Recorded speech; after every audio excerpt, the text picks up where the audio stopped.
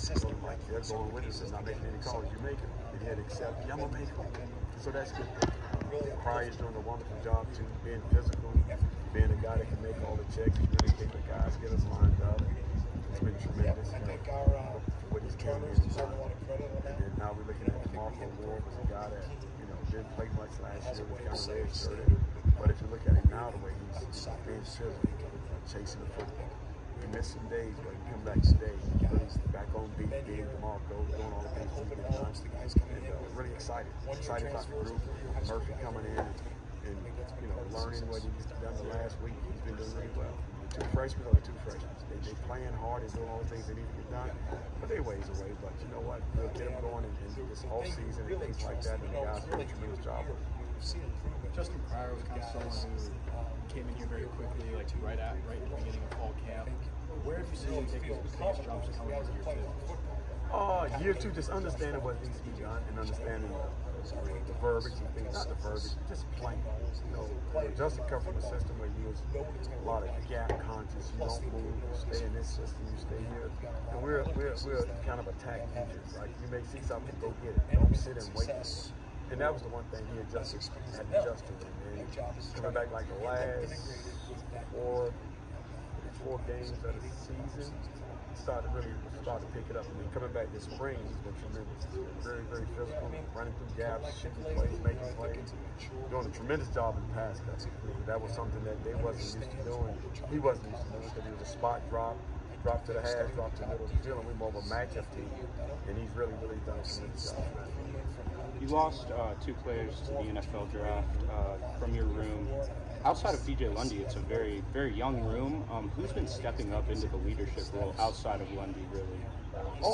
I mean, it was a room like that last year. D-Lo and Tatum, I think, did a tremendous job with Lundy last year, making him understand the importance of taking notes in the room, being able to speak, talk, communicate, and don't ever accept this mediocrity.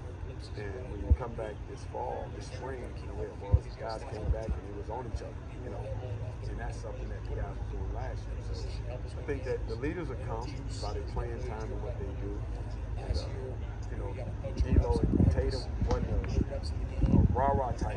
He wasn't. They just show by the actions, and that's what these guys have to do, show by the actions and play the game. What do you see from the newcomers in the Freshmen coming in, they got ability, they do some good things. First couple of weeks they was struggling. That's part of it. But now they picked up on things and improved in the run game on things that they couldn't do 2 weeks ago. The pass game, didn't understand it, now they understand it. So the more that they can keep learning and keep competing and keep picking up the system, the more times that they can help us be successful. You kind of feel like there's a sense of identity of that room so far. You're still kind of always have an identity. I mean, the guys, they love playing each other. I mean, that's one thing, is competition. Nobody really have a job in the room. That's one thing I'll never do. If you notice, last year I always switch guys up in the game. Same thing now in practice. You got to switch guys up to see who's the next guys who can communicate with each other, work with each other, and that can compete with each other. And they don't make a difference. Don't make a difference of who's in the game. As long as we're going out there and playing the game hard with each other, that's all that matters. When NFL teams call you about Kalen DeLoach, what's your message or your? Very smart, loves the game, very competitive. That's a playmaker. He's a guy that can do a lot of different things for you. And a lot of people look at his size and everything else. He's been some, 215 is a good size. He needs to probably get up to 220 on that level, 222, something like that. But the guy who runs that fast, and he's not afraid of everybody watching. He got off blocks, and did those things for us and made a lot of plays. I think it's all about making plays and what fits your system. I don't know what system here fit in for the NFL, but somebody can take him off because of what he does.